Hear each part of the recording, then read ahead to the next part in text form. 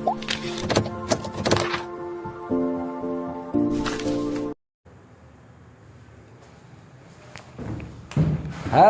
बच्चा लोगों, कैसे हो? बढ़िया।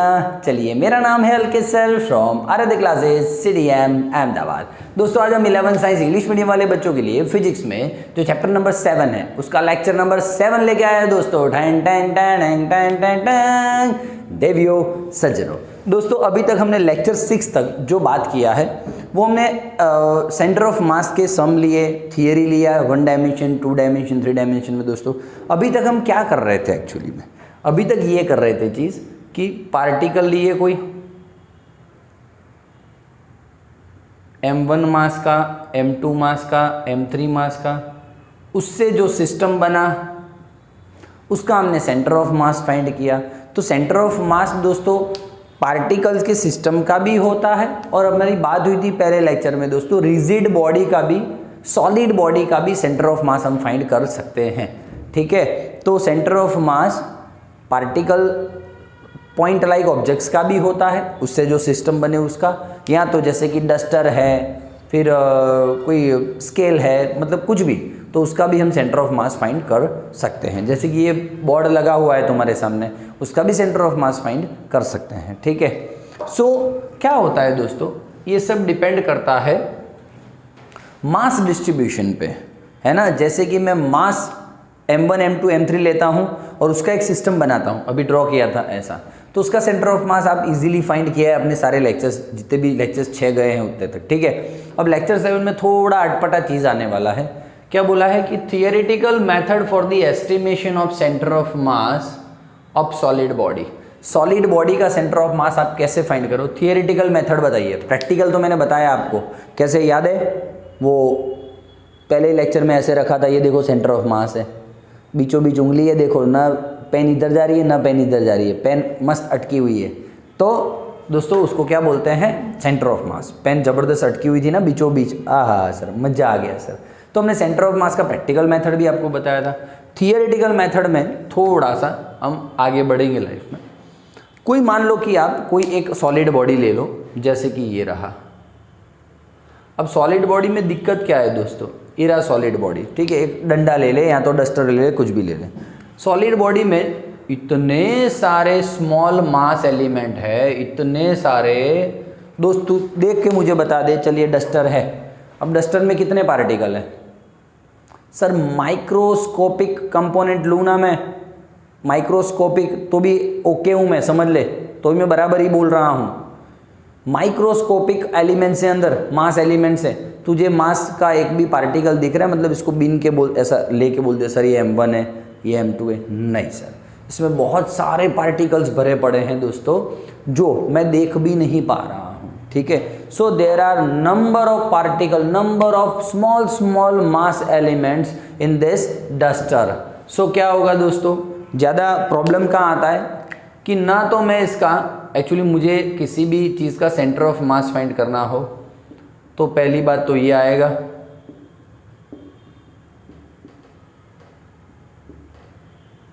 लॉजिक समझा रहा हूँ, लॉजिक अभी थियरी स्टार्ट नहीं किया है, समझना बात को मैं क्या बोलना चाह रहा हूँ। अब ये फॉर्मूला हम यूज़ करते थे, पॉइंट लाइक सिस्टम बनता था, तो पॉइंट मासेस का सिस्टम बनता था, तो कोई इशू नहीं था। अब दोस्तों डस्टर में इतने सारे मास एलिमेंट्स हैं दोस्तों कि पहला तो छोटे छोटे मासेस फाइंड करना आपके लिए मुश्किल हो जाएगा। मास फाइंड करना, बाप रे बाप, क्यों मास फाइंड करना मुश्किल हो जाएगा? क्यों? मास बहुत सारे एलिमेंट्स होते हैं इसलिए दोस्तों। दूसरा, ये मास इतने एक दूसरे के पास होते हैं, ये जो छोटे छोटे एलिमेंट्स होते हैं मास एलिमेंट, मैं जिनको डेल्टा m बोल देता हूँ, स्मॉल मास एलिमेंट, इतने पास पास होते हैं दोस्तों कि उसका डिस्टेंस फाइंड करना भी मुश्किल हो जाता है। मास फाइंड करना मुश्किल, डिस्टेंस फाइंड करना मुश्किल, और ऊपर से मास और डिस्टेंस का वापस से प्रोडक्ट करो और सारे जितने भी प्रोडक्ट्स मिल रहे हैं उनका वापस सम करो, तो इट इज़ टफ टास्क दोस्तों, ये टफ हो जाता है।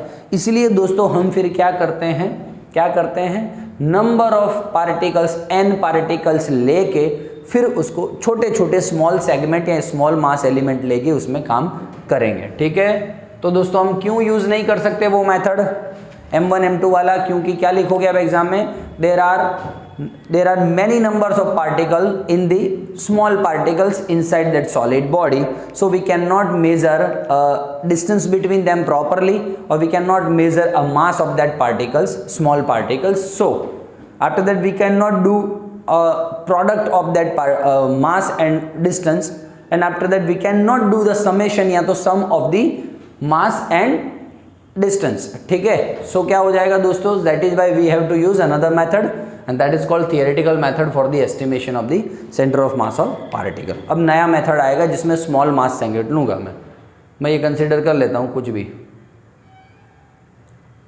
3 डायमेंशन बॉल, 2 डायमेंशन बॉल, ठीक है, उसमें एक मैं कुछ भी मान लेना डस्टर ले लेता हूँ, ये रहा डस्टर, ठीक है, डस्टर ले लिया। डस्टर में अब छोटे छोटे मास पार्टिकल कंसिडर कर रहा हूँ, डेल्टा M1, डेल्टा M2, जो भी हो, delta M3 dash dash dash, delta Mn, ठीक है, वो सब ओरिजिन से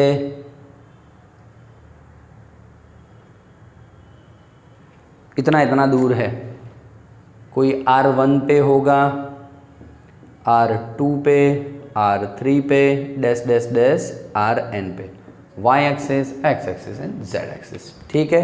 तो हम NCERT टेक्स्ट बुक पढ़ रहे हैं दोस्तों, तो थियरी में क्या लिखेंगे, as shown in figure a solid body is made up of small mass element delta M1, delta M2 dash dash dash delta Mn, ठीक है, and position vector of given mass elements are R1, R2, Rn respectively, ठीक है। Position vectors क्या हो जाएंगे, R1, R2, Rn, R3, R4, Rn respectively, okay, no issue दोस्तों। तो लगाइए तो जरा RCM का फार्मूले, मास है डेल्टा M1, उसका पोजीशन है R1, मास है डेल्टा M2, पोजीशन है R2, dash dash dash delta Mn Rn, delta M1, delta M2, delta Mn दोस्तों, इतना इजी काम है, टेंशन लेना नहीं। मैं इसको RCM को किसी बुक्स में दोस्तों ओनली RB बोलते हैं, टेंशन नहीं लेना। इसको मैं ऐड कर सकता हूँ delta Mi Ri by sigma delta Mi, sir बिल्कुल सर बिल्कुल, देखो MR का पैटर्न बन रहा है, डेल्टा MR डेल्टा MR का पैटर्न बन रहा है, और सबका सम है, समेशन मतलब सिग्मा, नीचे डेल्टा M बन रहा है, समेशन मतलब sigma, where I is equals to 1 to n। कितना स्मूथली जा रहा है दोस्तों, टेंशन नहीं है, पक्की बात। तेरे को दिख रहा है कि नहीं दिख रहा है, रुक एक मिनट, ब्लर तो नहीं हो रहा है ना,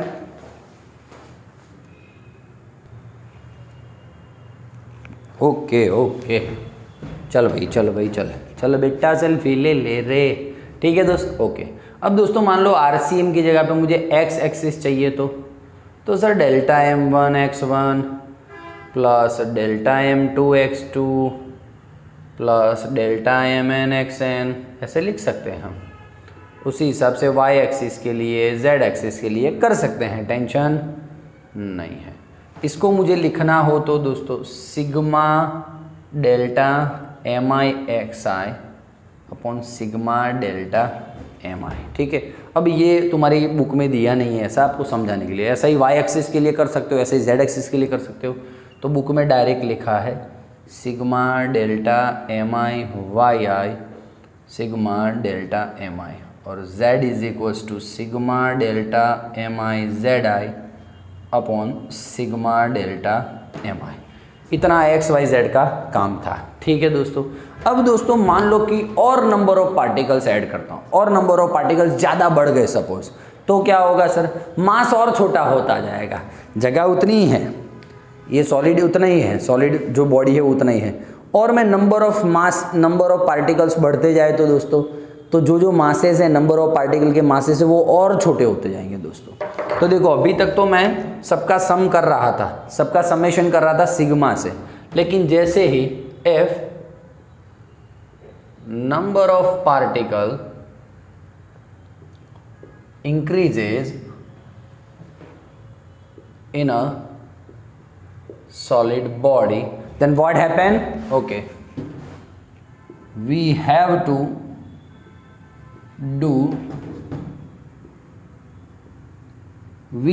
use integration for summation.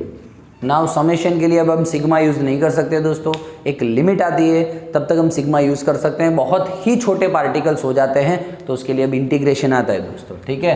If number of particle increases in body so mass decreases, mass decrease होता है मतलब मास बहुत छोटा हो जाता है दोस्तों। डेल्टा एम है ना, डेल्टा एम अब वो स्मॉल हो जाता है, डी एम बन जाता है। क्या बन जाता है? डी एम बन जाता है, ठीक है। तो इंटीग्रेशन यूज़ करेंगे समेशन के लिए। चलो आ जाओ दोस्तों, एक्स एक्सिस की बात करूं, पहले यहाँ से स्टार्ट करते हैं। सबके नीचे कॉमन है ना sigma delta M I, sigma delta M I, sigma delta I, तो सबके लिए कॉमनली पहले ये ले लेते हैं। चलो आ जाओ, sigma delta M I, sigma integration हो जाएगा, डेल्टा हो जाएगा डी एम, ठीक है, डेल्टा एम हो जाएगा डी एम। ये दोस्तों क्या है एक्चुअली में? मास ऑफ, भाई डेल्टा एम आई का मतलब क्या, सिग्मा डेल्टा एम आई का मतलब क्या? सब पहला मास स्मॉल मास सेगमेंट, दूसरा स्मॉल मास सेगमेंट, तीसरा चौथा, इस हिसाब से पूरे सॉलिड का मास हो जाएगा। तो M mass of solid body, ठीक है। अब दोस्तों ये और ये तीनों लिखेंगे हम, सिग्मा डेल्टा एम आई एक्स आई, तो दोस्तों सिग्मा हो गया इंटीग्रेशन और एक्स आई तो एक्स ही है, डेल्टा एम हो गया D M, sigma delta M I Y I Y D M, sigma delta M I Z I Z D M. दोस्तों आराम से सुनो, 2 मिनट रुक जाना। अब ये इसको इधर भेजता हूँ मैं, तो क्या हो जाएगा? Sigma delta M I into R, तो इसका इंटीग्रेशन क्या हो जाएगा? R into D M. बोलिए, डन है दोस्तों। इतना मज़ा आने वाला है आपको, लेवल बेस्ड मज़ा आने वाला है, टेंशन लेना नहीं। अब दोस्तों वापस से इसको वेरीफाई करते हैं हम, चलो फटाफट। Where x is equals to, चलो इसको लिखते हैं फिर से, sigma delta M I x i integration x D m, good sir, upon में sigma delta M i, upon में सिग्मा डेल्टा एम मतलब मास, तो 1 अपॉन एम लिख दूँ। हाँ, पूरे के अपॉन में एम लिख या 1 अपॉन एम लिख, चलेगा ना। तो उसी हिसाब से y क्या हो जाएगा? Y D M. देख ले तू इसमें z क्या हो जाएगा? 1 upon M Z D M दोस्तों। तो यही है दोस्तों, कोई सॉलिड बॉडी दिया होता है तो उसका सेंटर ऑफ मास फाइंड करने का फॉर्मूले, ये है फॉर्मूले। यदि सॉलिड बॉडी को, किसी को डस्टर को या कोई सलिया है, रॉड है, उसको एक्स एक्सिस पे रखूँगा तो 1 upon total M integration x D M, ऐसा फॉर्मूला लेना पड़ेगा। मैं भी करवाता हूँ सवाल तो आपको ज़्यादा पता चलेगा, ठीक है। ये डन, ये थियरी था normal. If which use R या तो RCM इट ओरिजिन, मान लो मैं ओरिजिन पे RCM लेता हूँ, सुनना बात को ध्यान से, ओरिजिन पे RCM लेता हूँ तो RCM 0, ये इधर गया 0, तो दोस्तों सिग्मा MI RI क्या हो जाएगा? 0 हो जाएगा। RCM ही 0 हो जाएगा, ओरिजिन पे लिया है तो RCM ही 0 हो जाएगा। RCM 0 मतलब ये भी इधर 0 में गया, तो सिग्मा डेल्टा MI RI भी, सॉरी डेल्टा MI RI भी 0। अब मान ले तू, मान के चल, सिग्मा डेल्टा MI RI का मतलब XI वो भी 0, वाई आई भी लिख सकता हूँ। आर आई का मतलब क्या है, X I Y I Z I, Z I 0, ठीक है बिल्कुल। उधर कॉर्नर में दिख रहा है कि नहीं दिख रहा है भाई तेरे को? हाँ सर, बस 2 मिनट के लिए रुक जा, काम ओके होने वाला है, टेंशन वाली बात नहीं है। चल 2 मिनट रुक जा। हाँ ठीक है, अब तू देखना आराम से देख, sigma delta M I x I क्या बोलते हैं उसको, इंटीग्रेशन। तो integration x D M is equals to 0, इसी हिसाब से integration Y D M is equals to 0, integration Z D M is equals to 0। ये छोटी छोटी बातें हैं दोस्तों, एग्जाम में मार्क्स कटेंगे, लिखना पड़ेगा आपको, ठीक है कि नहीं है? तो ये है दोस्तों आपका theoretical method for the estimation of centre of mass of solid body. ये 3 फॉर्मूला याद रखना। अभी एक और क्वेश्चन लेता हूँ, उसमें आपको पता चलेगा कि इसका यूज़ कहाँ पे होता है, ठीक है? चल स्क्रीनशॉट ले ले।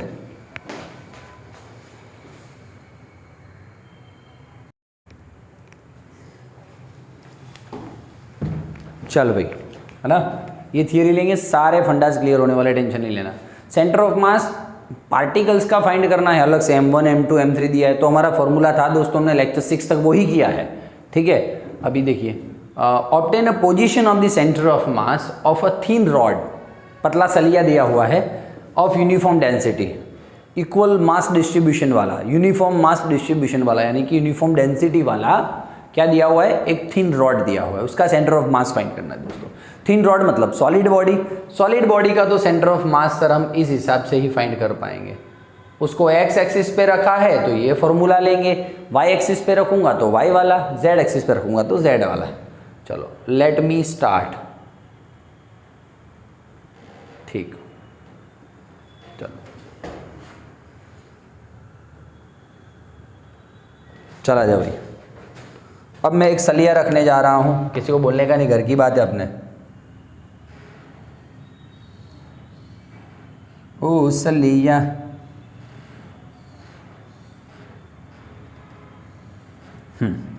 एल लेंथ वाला एक सलिया है, एल लेंथ वाला एक सलिया मैं रख रहा हूँ, ठीक है? एल लेंथ वाला मतलब 0 to L, इसका पूरा लेंथ कितना हो गया, L हो गया, ठीक है? इसका सेंटर ऑफ मास कहाँ पे? तो सर बीचों बीच L/2 पे। आंसर आ गया ना? वो प्रैक्टिकली तुझे पता है, लास्ट टाइम मैंने वो सेंटर ऑफ मास का तुझे समझाया था, याद हो तो, पहले ही लेक्चर में सेंटर ऑफ मास लकड़ी लिया था और ऐसे उंगली से ऐसा रखा था, ऐसा, तो आपको अंदाजा आ रहा था कि सेंटर ऑफ मास कहाँ पे होगा, बैलेंस करे तो, याद है कुछ? हाँ, तो देखो दोस्त, अभी मुझे थियोरेटिकली यहाँ पे भी प्रूव करना है कि सेंटर ऑफ मास कहाँ पे है, इस थिन रॉड का, इस सॉलिड बॉडी का, ठीक है? अब यहाँ पे मुझे भाई ये फॉर्मूले से मैं थिन बॉडी का, सॉलिड बॉडी का सेंटर ऑफ मास फाइंड करूँगा, तो उसके लिए मुझे डीएम चाहिएगा, स्मॉल सेगमेंट चाहिए। तो मैं स्मॉल सेगमेंट है ना कंसीडर कर लेता हूँ, मान ले यहाँ पे कहीं पे भी हो दोस्त,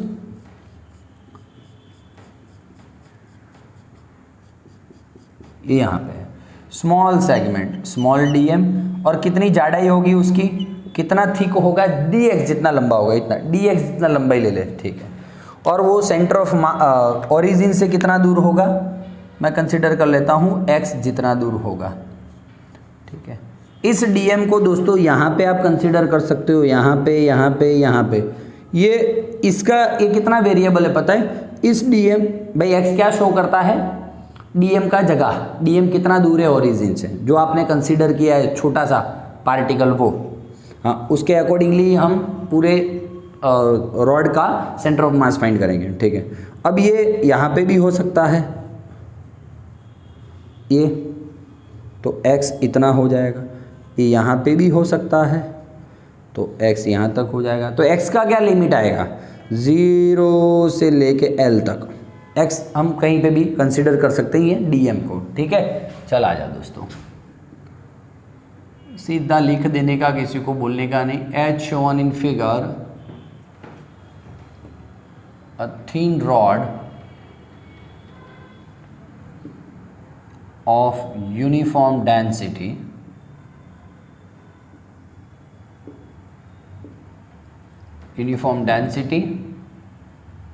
is kept on x-axis, okay? Mass of thin rod is capital M and length of this thin rod is L। ठीक है दोस्तों, मास टोटल m है, टोटल सलिए का मास m है, रॉड का मास m है और लेंथ L है। ठीक है, आजा दोस्तों। अब दोस्तों मैं क्या बोलता हूँ, एक डेफिनेशन चाहिए था, मास पर यूनिट लेंथ क्या होता है, मास पर यूनिट लेंथ। तो दोस्तों क्या होता है, लीनियर डेंसिटी। क्या हो जाएगा, लीनियर डेंसिटी, लैम्बडा बोलते हैं जिसको, m/l। तो पूरे सलिए का मैं लीनियर डेंसिटी का बात करूँ तो पूरे सलिए का मास अपॉन लेंथ, पूरे सलिए का मास अपॉन पूरे सलिए का लेंथ। ठीक है, ओके। अब मैं इस छोटे से जो मैंने कंसीडर किया है dm, है ना, mass element, small mass element consider किया है, स्मॉल मास एलिमेंट या तो सेगमेंट dm के बारे में बात करूं फॉर, सो लीनियर डेंसिटी क्या होगा उस केस में, ध्यान से सुनना, linear density lambda is equals to, mass total m है क्या, नहीं सर, उसका मास dm है, लेंथ l है क्या, नहीं सर, dx है, छोटा सा लेंथ dx। तो finally dm is equals to lambda dx। Sir done है, डन है, डन है। ये लैम्बडा की जगह पे मैं क्या रख सकता हूँ, m/l इंटू dx। सर तो मैंने तुम्हारा काम आधा कर दिया है, dm ला दिया है दोस्तों। अब आ जाओ सीधा, मैंने रॉड को x एक्सिस पे रखा है, x dm दोस्तों, x dm की जगह पे m/l इंटू dx। कितना इजी है दोस्तों, कितना इजी हो रहा है, 1/m। देखो मास तो जो सलिए का होगा वो फिक्स होगा, लेंथ भी टोटल सलिए का जो है वो फिक्स है, मतलब कांस्टेंट है तो बाहर आ जाएंगे, x dx। ओहो सर x वेरिएबल है, कहाँ तक वेरिएबल है सर, मैंने आपको बोला था यहाँ पे भी, यहाँ पे कहीं पे भी आप इस dm को ले सकते हो। x है क्या एक्चुअली में, ओरिजिन से dm का डिस्टेंस, तो मैं यहाँ से लेके यहाँ तक कहीं पे भी कंसीडर कर सकता हूँ। तो ये x का औकात कितना हुआ, x का लिमिट 0 से l हुआ, m गया 1/l। भाई x का इंटीग्रेशन आपको नहीं पता है तो मैं पता करवा देता हूँ। x⁻n का इंटीग्रेशन क्या था, ऊपर जो है वो +1 में पूरा, x⁻2 का क्या होगा, ऊपर जो है वो +1 में पूरा। तो ऐसे ही x का क्या होगा, x मतलब x⁻1, 1 + 1 1 + 1, तो x⁻2/2। ये हम कर चुके हैं दोस्तों, बार बार बोलना नहीं पड़े। हाँ, ये 2 को भी बाहर ले लें,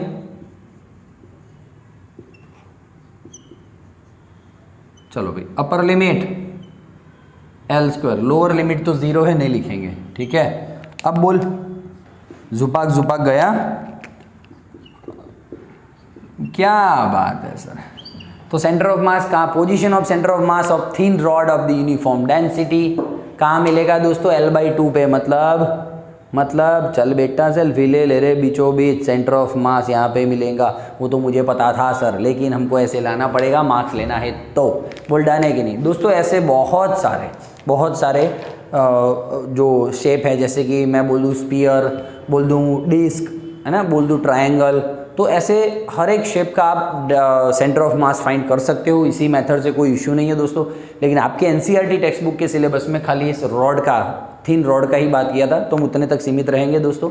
फिर सिलेबस नहीं फिनिश्ड हो गया यार, बहुत सारा सब है।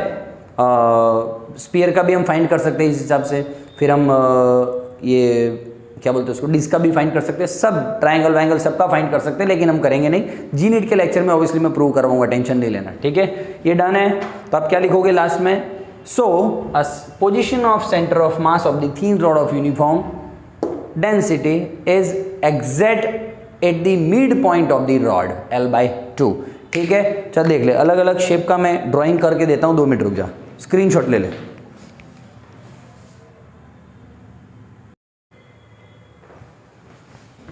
ओके दोस्तों, चलिए थोड़ा रफ किया मैंने, ये 3 आपको बताया मैंने।